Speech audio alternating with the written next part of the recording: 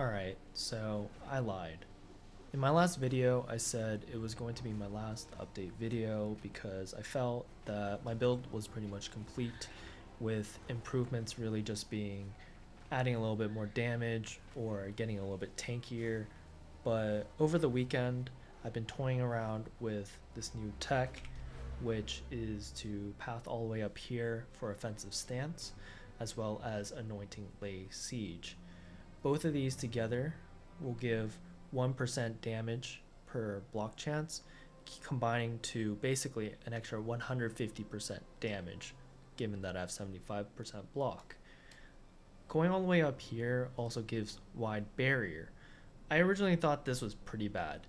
25% drop in armor is a pretty hefty price to pay for this, but thinking about it some more and actually testing it out, you actually save so many passive points by going over here, because this notable is equivalent to 6 small passive nodes of 5% block chance.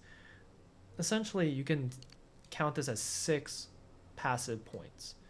And by taking these two, I got such an increase in damage, as well as a lot of points saved from not having to spec into pretty crappy block nodes over here or over here.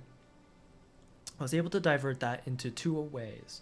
So I could either choose damage, which I originally tried out. So I actually took a lot of points into impact area and impact force, but it didn't feel too great because the build was already a little bit slow, and basically anointing lay siege meant I wouldn't get acceleration, which just made everything feel even slower. The damage was good, sure, but clearing was slow and clunky, and it made me not really too enthusiastic to keep going, so I took it in the entire different direction. So I went for speed.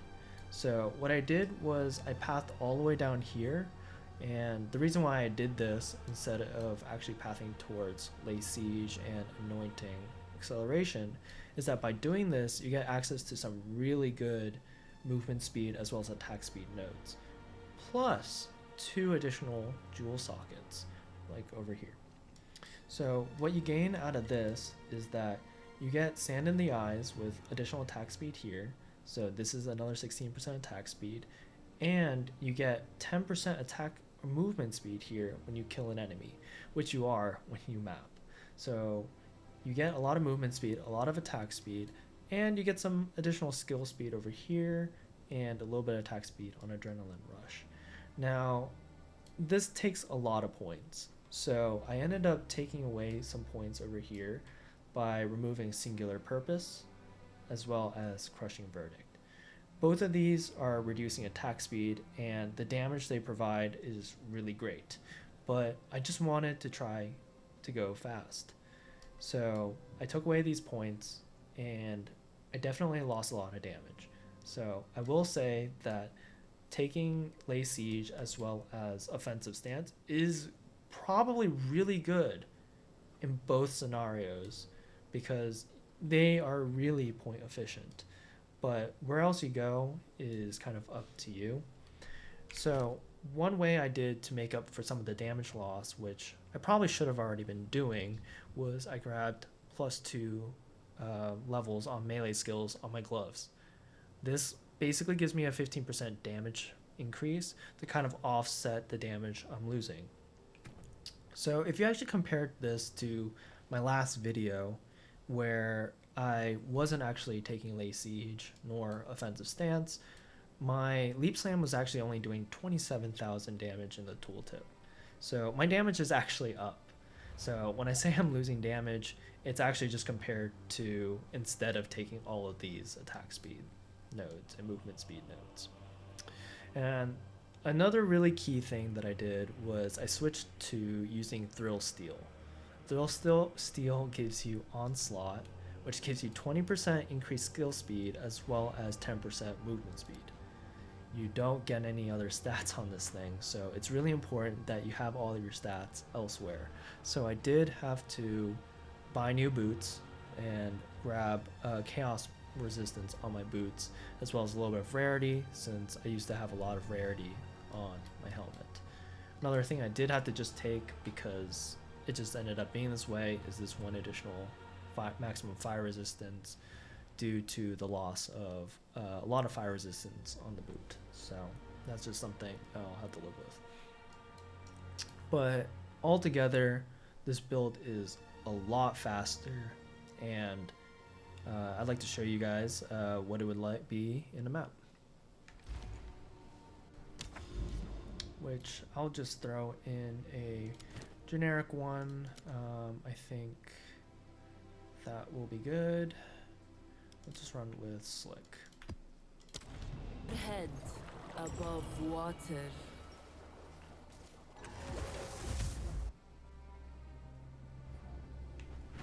Alright, so as you can see, Come here! I'm moving a lot faster, and the leaf slam takes significantly less time compared to what it used to be. And the pathing is just so much faster than moving around the map.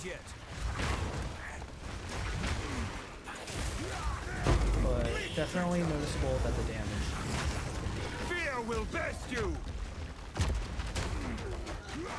So I think it's more important than ever to be using a Pylon 5 to kind of just clear those waves.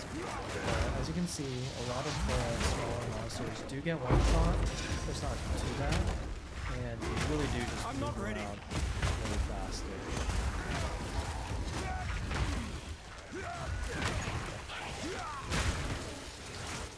And I think what's crazy is this pretty much feels like what it would like to have a speedrun without having it. So this pretty much gives you all of the dopamine that you get from just flying around with those speed buffs.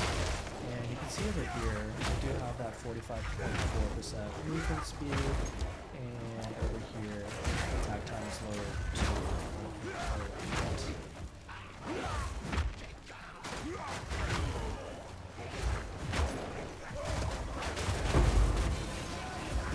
So with all of this movement speed as well as attack speed stacking, this kind of like changes the whole game. I'm not ready! Where you see really stuck and clunky, but now I'm kind of breezing through these maps. Although I'd say one thing that definitely feels bad is the reduction in AoE. I think this was really from the removal of shockwaves, as losing that 30% area effect is pretty significant, and all of the damage loss from the 50% attack as well as the 40% attack there really do add up.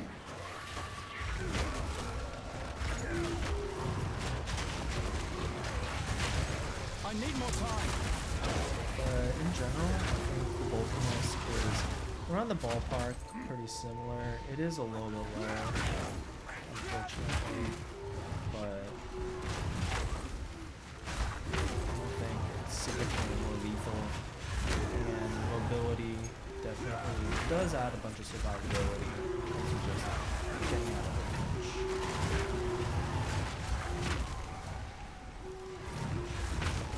Man, this build moves slow.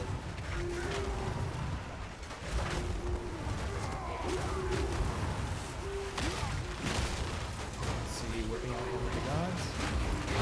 Faster, just the animation for whipping it out is significantly faster. I think it does have one downside of actually reducing the aftershock chance, because it brings down one slam attack time every 2 seconds.